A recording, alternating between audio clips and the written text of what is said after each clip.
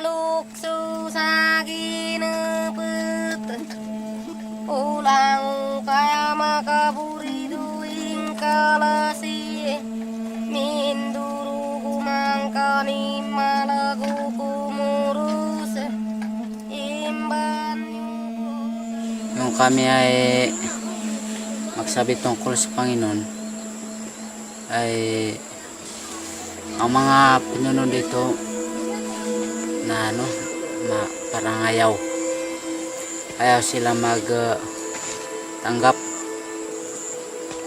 dahil ang kanilang gusto sa lugar na ito talaga walang magsisimba.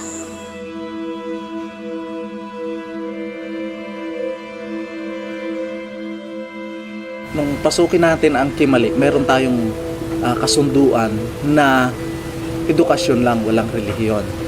Pero pagkatapos ng almost ng 3 years, nagkaroon talaga ng candidate for baptism dahil nakita ng mga, especially ng mga estudyante natin, ang pagkakaiba ng mayroong Jesus. So, they decided to be baptized dito sa baba. It would be ideal to have 5 to 10 years of groundwork in a certain native remote area like in Kimali to be able to establish friendship and gain their trust and get them ready for baptism. But despite of preventing these students, this never discouraged them to be baptized.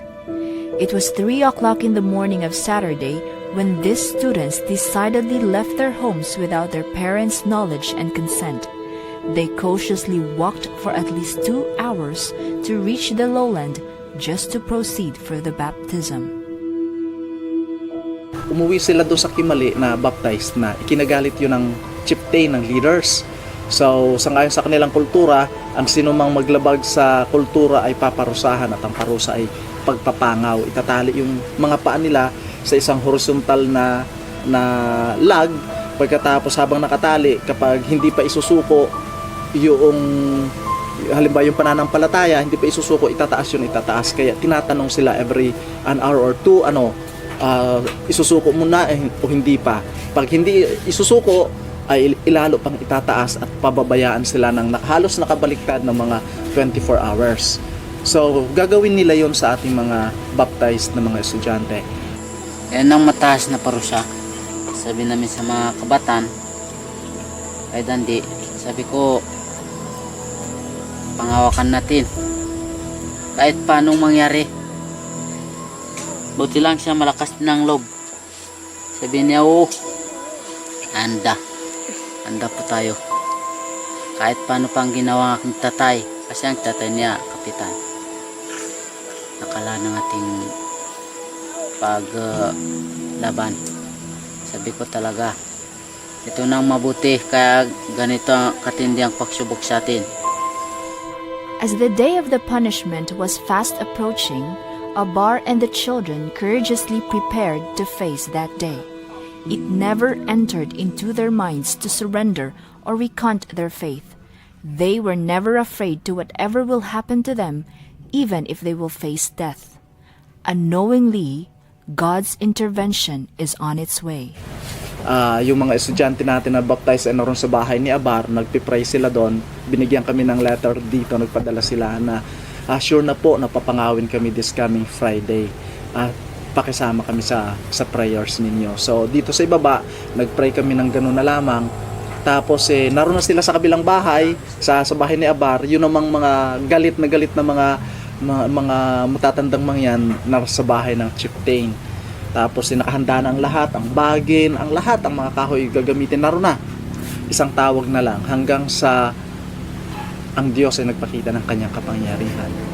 Ginawa ng habang sila naghihintay doon, ang ating mga estudyante nagpipray sila, may dumating na isang matandang mangyan. Matandang mangyan na ang sabi ng ating ibang mga estudyante ay hindi pa nila nakikita yung sa Kimali. Na talagang pati ang bahag niya ay napakadumi. Pagkatapos dumaan siya doon sa may pintuan ng bahay ng chieftain na pupunta sana siya sa ilog. Ang intensyon ng matanda sa tingin nila ay papunta sa ilog. And then lumingon. Nung makalampas na siya, bumalik, lumingon at kinausap yung chieftain. At ang sabi lang ng matandang mangyan doon sa chieftain ay sa salitang mga yan, huwag nyo silang paparusahan, wala silang kasalanan. And then, wala na ibang sinabi, tumuloy-tuloy na ng lakad yung matanda, at hinintay nila na bumalik, hindi na bumalik. At alam niyo ang nangyari, dahil matanda na yung mangyan na nagsalita sa kanila, ay natakot sila kasi mataas masyado ang respeto ng mga katutubo sa mga matatanda. Namatay na po yung issue ng pagpaparusa sa kanila, hindi sila pinarusahan. Natakot po kayo nung sinabi nila na papangawin kayo? Takot. Kasi narinig namin talaga ang Panginoon. Ganon din ang kanyang dinanas. Sila Pablo.